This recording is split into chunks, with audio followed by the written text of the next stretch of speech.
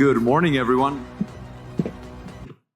It's a pleasure to be moderating this panel. My name is Carlos Diaz-Rosillo, as you just heard. I'm the former director of policy in the White House for President Trump 45, and I'm now the director of the Adam Smith Center for Economic Freedom in Miami, Florida. I'm really honored to be moderating this panel with three amazing public servants, one from each of the three North American countries. I know that the point is to listen to them, not to me, so I'm going to introduce them very, very briefly. They deserve a much longer introduction, but in the interest of listening to them, I'll just say a couple of lines about each one of them. I'll begin with Senator Cynthia López Castro from Mexico. She's a member of the Senate, the Federal Senate of Mexico, and has a long and distinguished career in public service. She has worked in the office of the President of Mexico and the Ministry of Education. She has been a deputy in Mexico City's Legislative Assembly, as well as in the Mexican Chamber of Deputies. Thank you for being here, Senator. Thank you. Next to her is Senator Peter Beam from Canada. He's a Canadian public servant, a former diplomat and deputy minister. Since 2018, he has been a member of the Senate of Canada. He has been deputy minister for the G7 and personal representative of the Prime Minister for the G7, deputy minister of international development. He's also been an ambassador to Germany, as well as ambassador to the Organization of American States, the OAS. Thank you, Senator. And we have Congressman Tony Gonzalez from the United States. He's a member of the US Congress since 2021, representing Texas' 23rd District, which I learned is the third biggest in the country and the biggest that is not its own state. He represents over 800 miles along the US-Mexican border. He's a member of the Homeland and the Appropriations Committee, and in a very polarized Congress in the US, he's often a voice of reason and bipartisanship. He's also the Assistant Republican Whip and is a US combat veteran who served our nation for over 20 years in the Navy, rising to the Navy's highest rank of Master Chief Petty Officer, and has been deployed all over the world. So thank you for being here with us as well. I'm going to begin with a broad question about a topic that is more of an executive than a legislative topic, but I know that legislators are very attentive to this topic, and that is USMCA. In a few months, we might see the revision of the USMCA or the renegotiation of the USMCA. It can go either way, a complete renegotiation or tweaking and revising things here and there. From your perspective, what do you think is going to happen? Are we looking at a complete renegotiation, or are we looking at simply a revision where a few things here and there are updated? I'll begin with Senator. Thank you. Thank you so much. Well, first of all, it is a pleasure to be here with you. I want to congratulate Enrique Ferrer for organizing this great forum. So, dear Enrique, congratulations for this organization. And also very pleased to have you here in Mexico, dear Senator, dear Congressman Tony. Let me tell you that now in 2026 is the revision of TEMEC. So we have in the Senate a specific committee that is called TEMEC, is integrated by different senators from different political parties, and this committee is specific to review the TEMEC that will be in 2026. For us, it's quite important to have a technical review, first of all, not just a political renegotiation. For Mexico, it's quite important because stability for workers and investors is our priority. And, well, of course, we will defend our sovereign policy space to tackle inequality, boost and Southeast and Sideward strategy sectors. As the President Claudia Sheinbaum has said in different times, we are ready to cooperate, but we will not be in a submission mood. We are, yes, cooperate, but not just be submission of what United States want. We are ready to cooperate. We really need to protect the investors, we need to protect our products, we need to respect a lot our treaties that we have already signed, but it will be, I think, a very important negotiation. So this US MCA works when it protects good jobs. It's a priority for Mexico.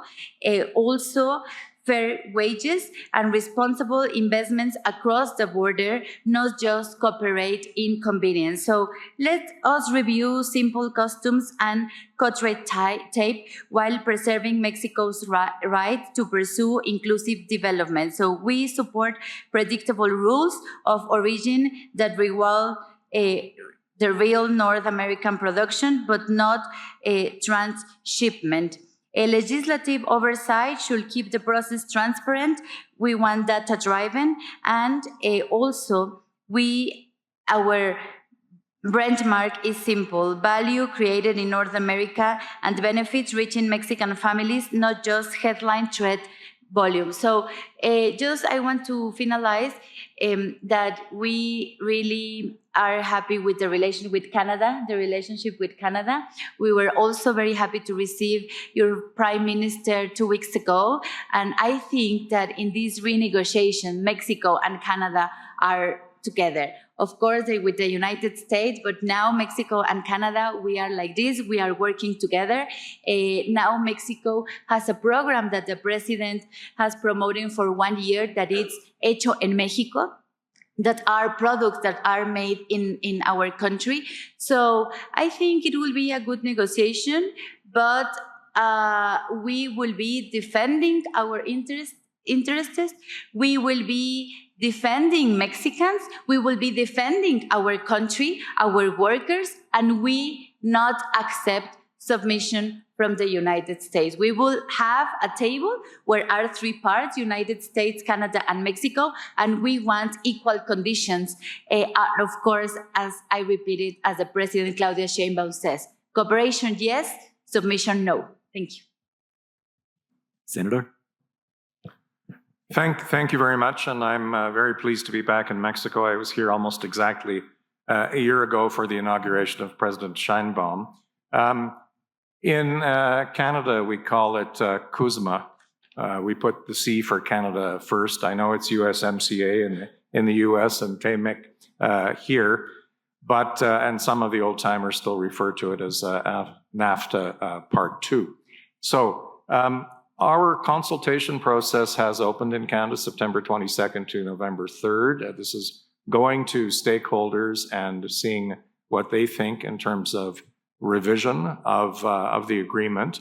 I know the other 2 countries have started their consultations as well. So I think we're off to a very serious and positive start in anticipation of the revision. Now, Carlos, whether this is going to be a renegotiation or a revision followed by a renegotiation, it's hard to say. I think speaking for Canada and certainly all political parties in Canada and the government, the wish is to have a revision and then a targeted approach to any renegotiation, because opening the whole thing could be very arduous, could be very difficult, and of course there are areas that we, like Mexico, would want to protect. The challenge during the comment period or the consultation period is, of course, the tariffs that are in place and tariffs that have been increased, for example, in our case on softwood lumber.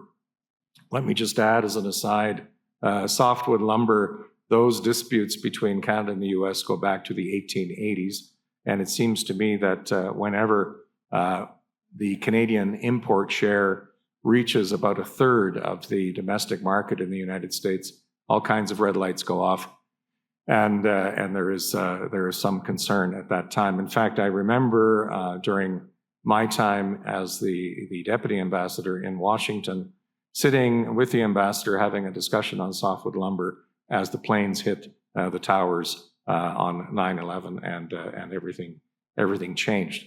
So for legislators in my country, it's important to observe what is going on, to also listen, both members of parliament and senators, to what constituents have to say, what stakeholder industry and producers have to say, as well as our unions, and at the same time speak to each other, our friends in both the United States and in Mexico, and if possible, take some lessons from other countries where we are also engaged and who are also facing punitive tariffs of one kind or another. So I think I'll stop there. Thank you. Congressman? Yeah, Carlos, first off, I feel right at home with all these Texans in the room. Jerry and Hector from IBC Bank, Glenn from TABC, one of our mayors, Aaron Valdez from Eagle Pass. So it's a reminder of how small our continent is and how connected we all are. I think it'll start off as going to the question, I think it'll start off as a revision, and then where it goes from there will be determined upon us. And I view it a little different. I don't view this as a us versus them. And I think if we get into a position where it's us versus them, we will all lose. This has to be a story of how the USMCA has been successful. And oh, by the way, President Trump under his first administration was a big part of that success. I think this is an opportunity where we can remind not only the current administrations, not only the current Congresses, but also our constituencies and our, the people that we all represent and live in, of how successful this has been and how we can build upon those successes, not necessarily take a step backwards. And once again, this isn't about, one getting over the other. I think when we have a strong North America, we are all winners in this deal. I'd also think too, some of the negotiations, some of the specifics, showing up matters. A big reason why I wanted to be here today. You can't always show up in Washington. You have to play some away games sometimes, and going to Mexico City is not a bad away game. And so showing up matters. I think in Congress in particular, U.S. Congress in particular, there are seasoned legislators. I've only been in Congress 5 years, but there are seasoned legislators like Mario Diaz-Balart of the world that have seen and gone through a lot of these negotiations. And I think they will be key in kind of making sure that we stick to a revision and not a complete redo of the USMCA. Thank you. I want to ask a follow-up question, and I'm going to direct it first to the two senators and then a different question to the congressman. Senator, you mentioned the tight relationship between Mexico and Canada. As the former director of policy in the White House, I can tell you that President Trump, as the only one of the three leaders who was involved in the first negotiations of the USMCA, is committed to making it succeed, on the one hand. On the other hand, he has expressed an interest, or much more of an interest, in bilateral trade agreements as opposed to multilateral trade agreements. Would you see a scenario in which the revision turns into a renegotiation, the renegotiation goes badly, and we're talking about a trade agreement between Mexico and the U.S. without Canada, a trade agreement between the U.S. and Canada without Mexico, a complete revisioning, reimagining of this, in which there goes USMCA, and we're talking about bilateral agreements in the way that President Trump has expressed on a number of occasions is his preference. How would Mexico react to that? How would Canada react to that? Well, first of all, I have to tell that it's not an official opinion. It's my personal opinion. I think, of course, Mexico has a great relationship with Canada. And I think also President Sheinbaum has a good relationship with President Trump. I think tariffs, it has been quite difficult for Mexicans, but at the end, President Trump and our President Claudia Sheinbaum have been sorting out these tariffs, and I think the communication with Mexico is very strengthened. Also, I have to tell you, once a week, our ministers of Economy, Marcelo Ebrard, our Minister of Security, Omar Garcia Harfuch, our ministers of the budget, Secretaría de Hacienda, are in DC, so are in communication all the time. So I'm completely sure that the best solution will be in the table. I think now, after all, Mexico and the United States have a good relation, good communication. Tony, for me, it's great to listen to you with this vision of cooperative. And let's do, this forum is how can we cooperate and how can we be together. So maybe we can also make some kind of inter-parliamentarian meetings between Canada, Mexico, and the United States before the renegotiation, so we can have our points specific. So I think I understand that President Trump has said in different times about this bilateral, and I don't know if it would be possible to have Mexico and the United States and then United States and Canada. I cannot guess that.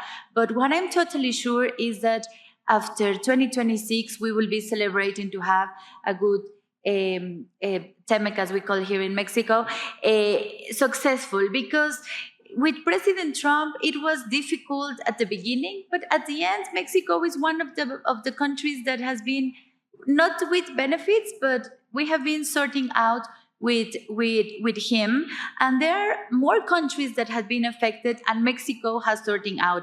I just finished believing that we will have communication, we will have these parliamentary meetings, and I'm totally sure that it will be successful between the three nations. Thank you. Senator? Well, I think you have to be prepared for anything. And Jameson Greer, USTR, gave a speech last week where he hinted at the possibility of doing two deals. We've heard talk like this before. There's been some in my own country as well. Indeed, when tariffs were first imposed. But I think the idea behind a North American free trade agreement is to create mutual prosperity, and that's what it's done in the time that it's been in effect, and it's been to the benefit of all three countries. That being said, Canada and Mexico were both members of CPTPP. The U.S. pulled out of that. Mexico is in the Pacific Alliance. We have free trade agreements with Peru, with the Central American countries, with Chile.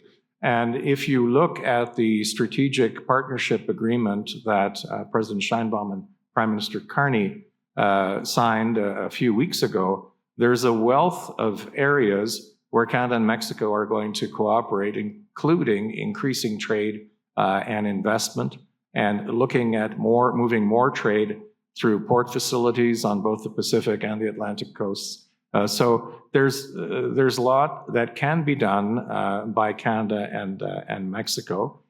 I think a lot of people will recall that in 2018, 2019, as negotiations were going on, and Carlos, you might recall this as well, at one point the U.S. was speaking with Mexico separately, and Canada and the U.S. were talking separately as well. Some of the interests are different, and everyone acknowledges this, but in the collective, there are tremendous benefits to see there. So that is why I think most stakeholders, most people in government and in our parliaments and Congress would like to see a targeted approach rather than a wholesale change, which is going to cause all kinds of upheaval, in my view.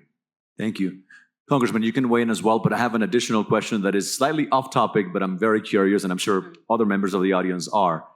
We're in the middle of a government shutdown in the U.S. Well, I shouldn't say the middle. We might be at the beginning of a government shutdown. The two sides are not even talking to one another right now. Congress is not in session.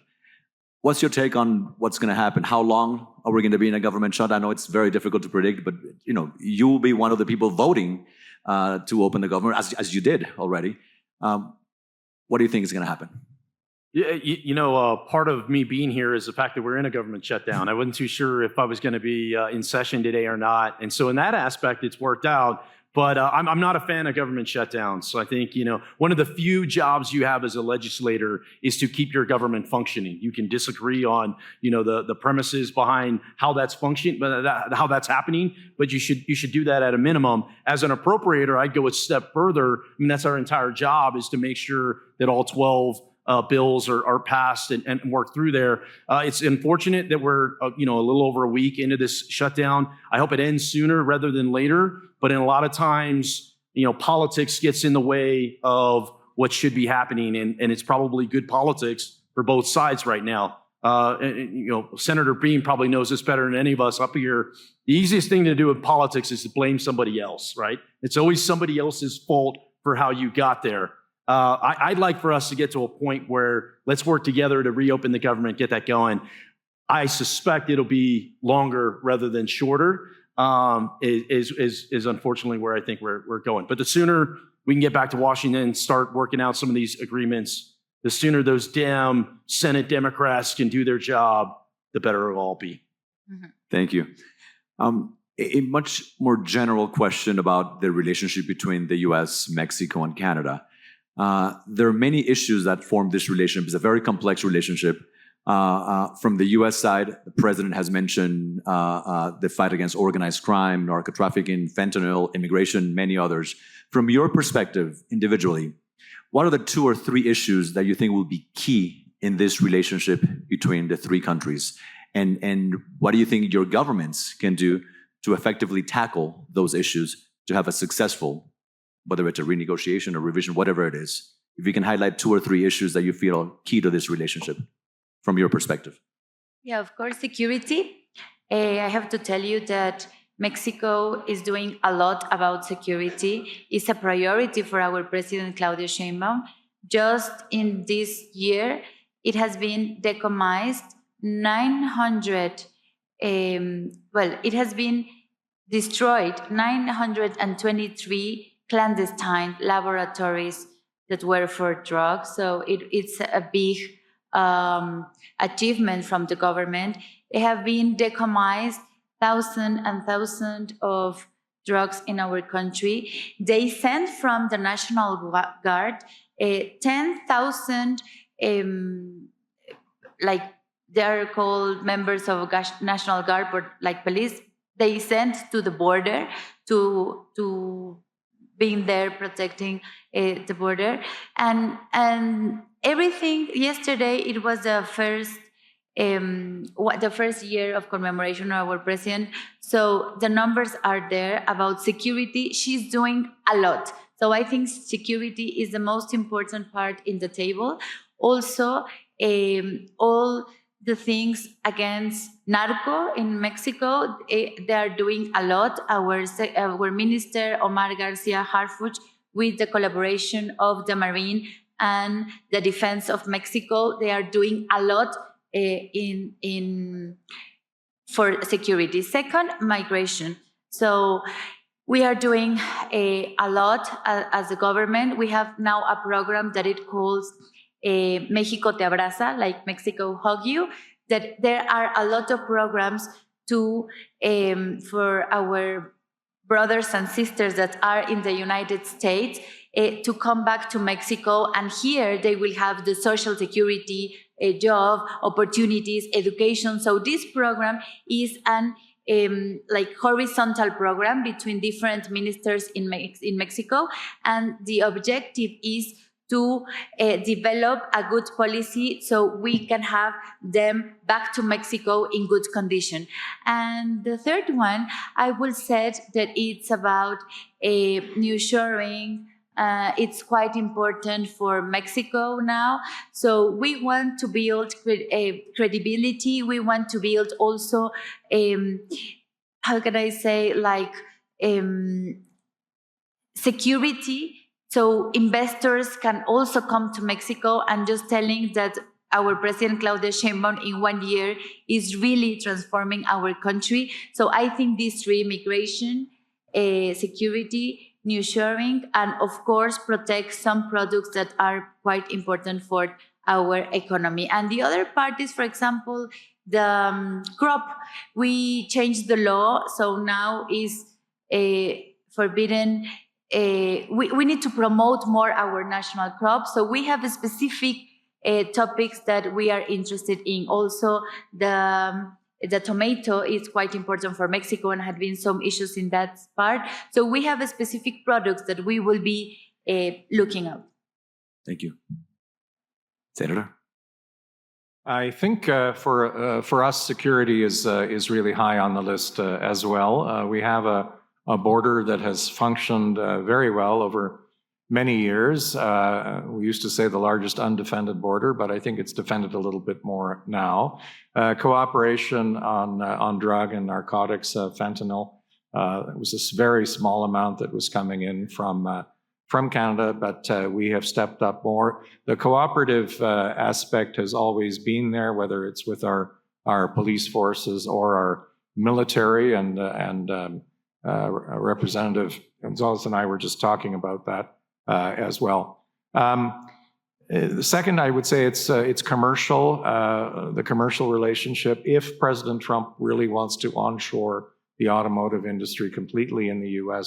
That is a big deal. It's very difficult for the auto manufacturers to move quickly on that. There must be some cooperative way of working together. And that, of course, impacts the steel and aluminum industries on which there are very high tariffs. And in fact, Prime Minister Carney will be in Washington tomorrow to meet with President Trump. The third thing I would say is the international system. The U.S. was the world leader in terms of creating the rules-based order after World War II, the institutions and the like. The U.S. now appears to be walking away from these institutions, whether it's the World Trade Organization, which has needed some reform even before President Trump was reelected. The United Nations is under a lot of pressure. Other global institutions and bodies, and we have been with the US and with Mexico in these organizations doing a lot of work, and I think we can probably work better together and try to convince the United States that holding on to these institutions, reforming them, is worth both the time, the effort, and the financial support. Thank you, Congressman. Carlos, for me, it's two things. It's about collaboration and it's about results. And I think about my time in the military.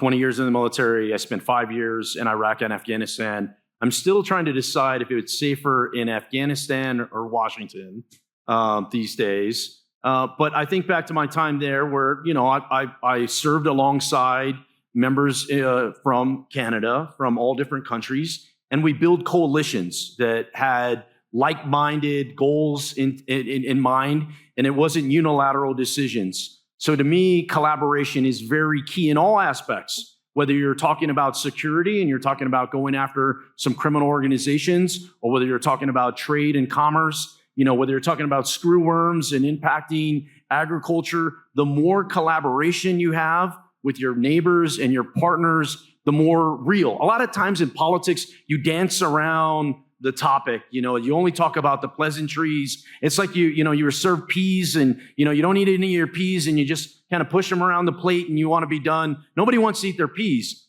But sometimes, a lot of times, it's important to have very frank, candid conversations with your allies. You can't always be allies in everything, but we can certainly be partners. Mexico and Canada can absolutely be partners in everything, whether it's, once again, economics, culturally, healthcare, education, immigration. These are all things we should be partnering on.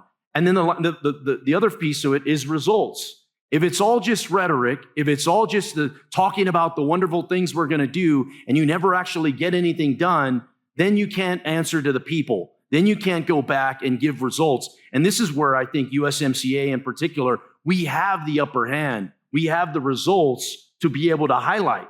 It's not we're making these things up. The data, the information is there. It's real. We just have to turn the truth into what the truth actually is and not allow someone else to steal the narrative.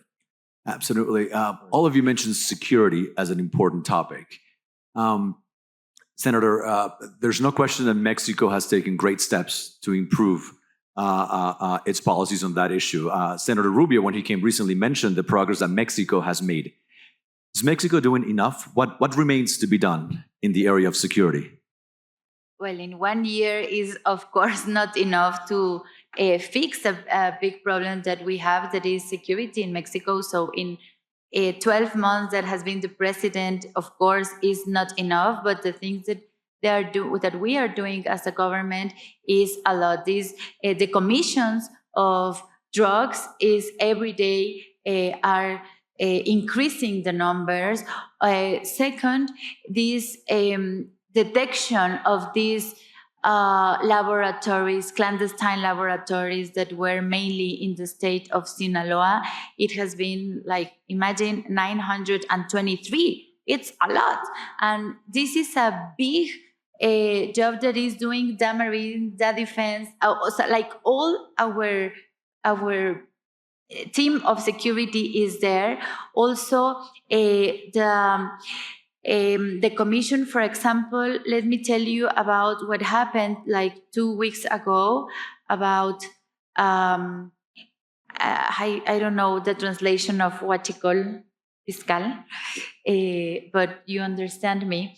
And it was the Minister of Marine. It was our government that says it's happening this in the borders of Mexico. And it was the Marine that said, oh, there are some people infiltrated that are doing this illegal with Huachicol and with these resources. It was the Minister of the Marine. So the government is no corruption and no impunity. So it will be in jail every person that is committed an illegal crime in Mexico will be in jail. So I think President Claudia Sheinbaum, of course, is doing everything, but is enough? No, we are continue doing. Is our priority. And let me just tell you something. As a senator, we have approved 19 constitutional reforms and 40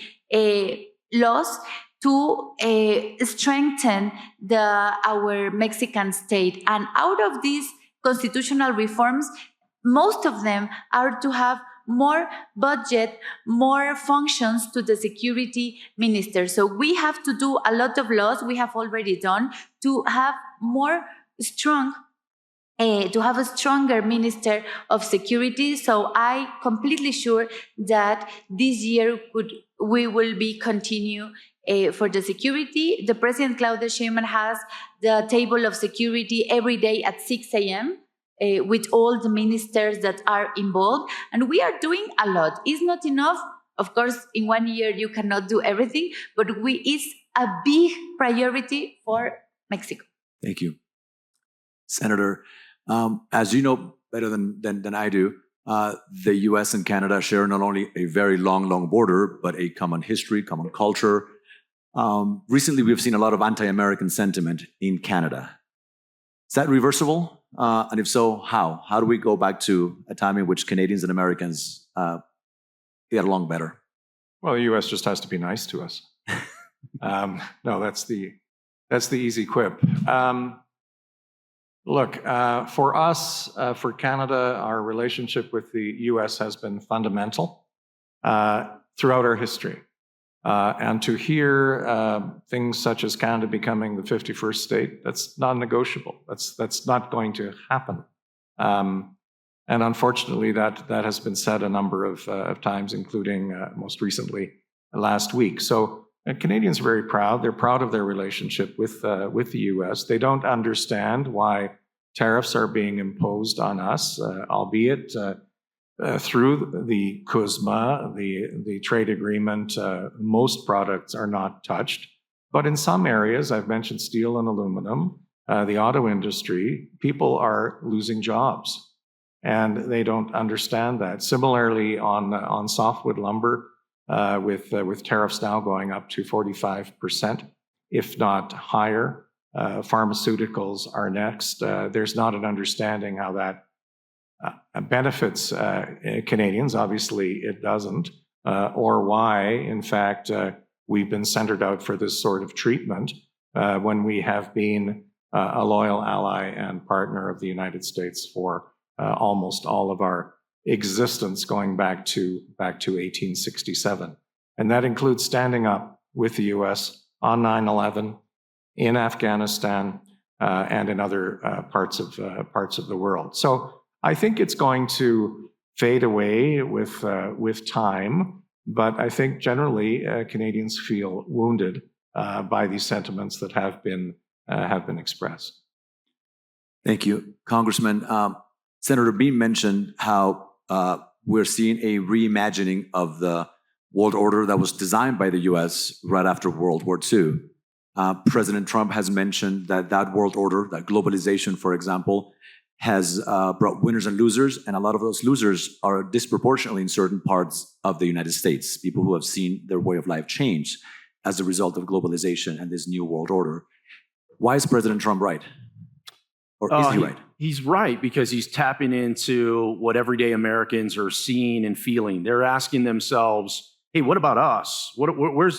They want fair, fill in the blank, fair trade, fair actions where, people aren't getting ahead of them. they're asking themselves, hey, I'm following the law. I'm raising my children. I'm paying my taxes. I'm doing all the things I'm supposed to do. And somehow I'm in the back of the line. How did this happen?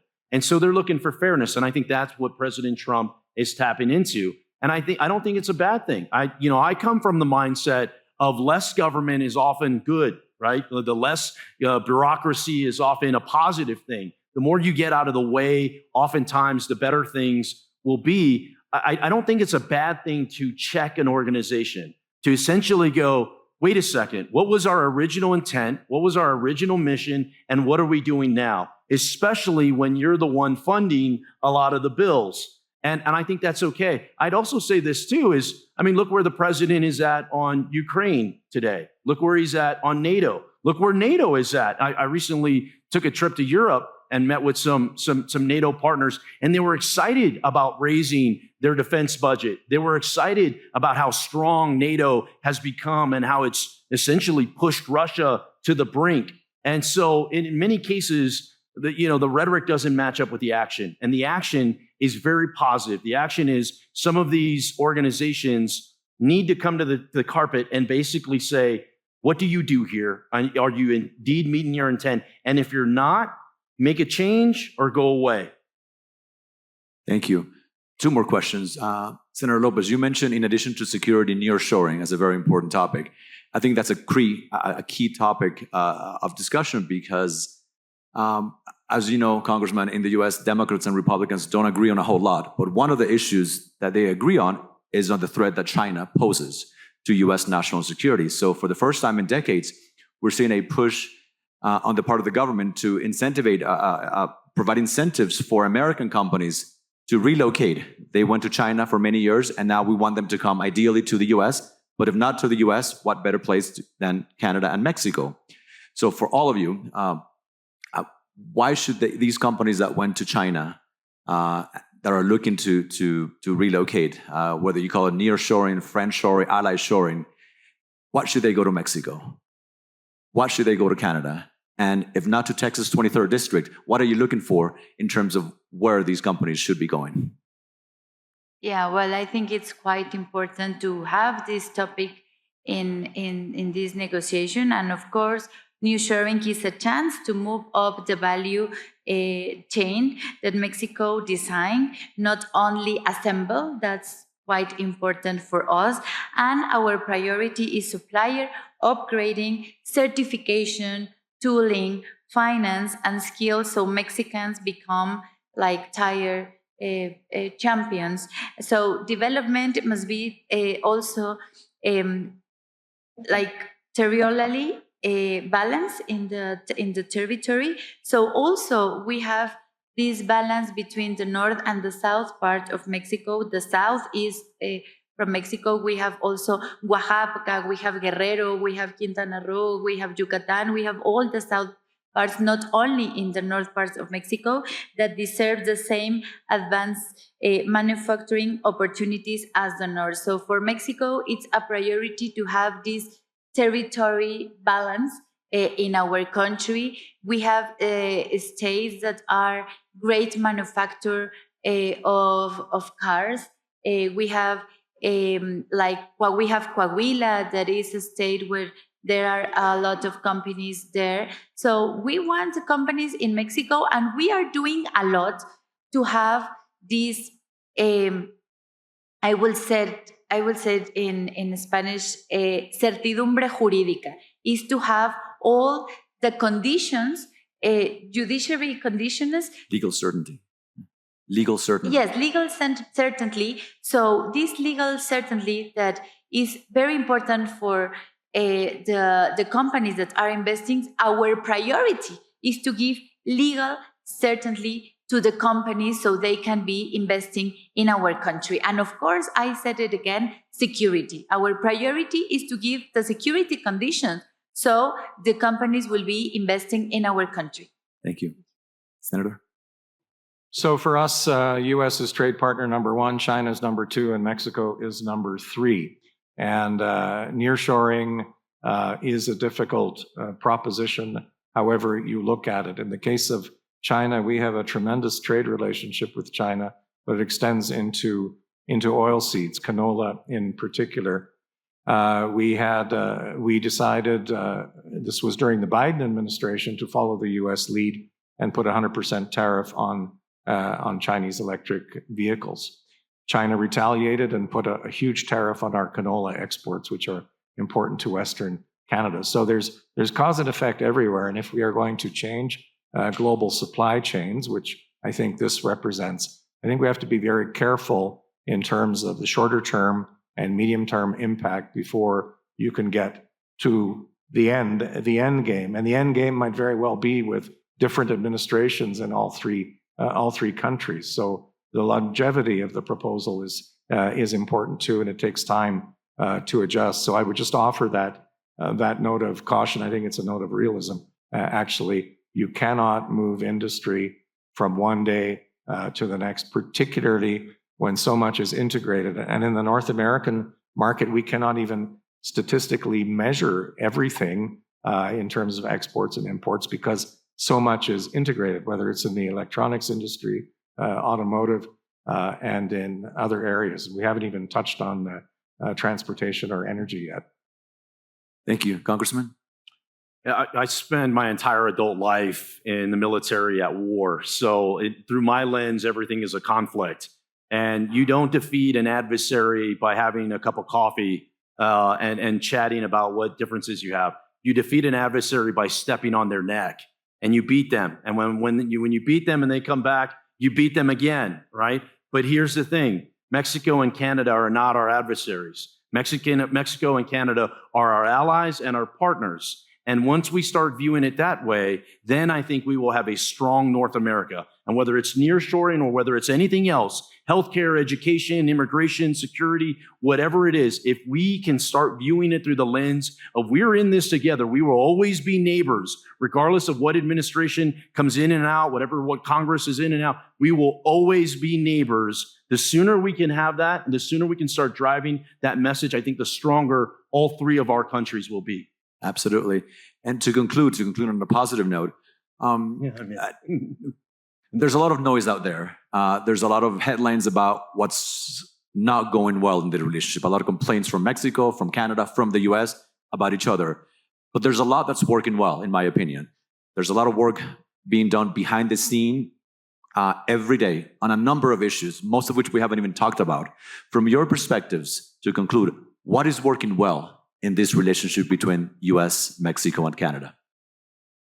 Well, listening, Congressman Tony, it's an example that we can be together cooperating, and I think that also our senator from Canada is an example that we can be doing things together. I think dialogue is a great example that things are working because all the time we are in complete dialogue.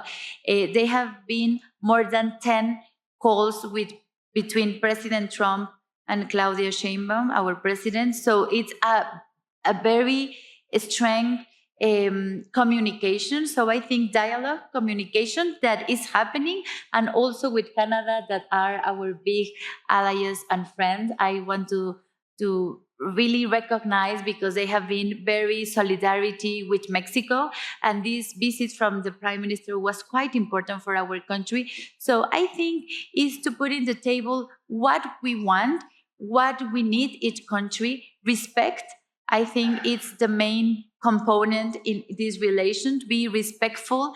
We want respectful for our country, for Mexico, respect for our immigrants, respect for our people. And just is what we are asking, respect for Mexico. And of course, that we will be so happy to be continue this dialogue. And of course, I think this trilateral legislative oversight roundtable is quite important. So I will be put this line in the Senate this week. So maybe we can start organizing this trilateral table before 2026.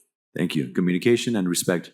Senator? I agree on the dialogue on all fronts. And just on a very personal note, I am so grateful that the Canada-Mexico relationship has really taken off in the past few months. Many, including many in the room, have been trying to achieve that for years. And I think we're on a good track, and that's getting better as well. Thank you, Congressman. Yeah, it's pretty simple. It's showing up. Showing up matters. And the fact that we have this forum where there's a public-private consensus where you bring these different leaders from across different industries to have dialogue and discussion, whether it's legislative, business, or otherwise, is important. Showing up matters. We could all be doing other things, but yet here we are in Mexico having not necessarily the easiest of conversations. So I think that's an important thing. Continue to show up and then ultimately have some results after the meetings. Thank you. It's often difficult to moderate a panel with politicians because they talk forever, but you guys have been amazing in not only giving substantive answers, but very succinct and sticking to the point. So thank you for that. Thank you, all of you. Thank the audience, and of course, the US Mexico Foundation for putting this together. Thanks.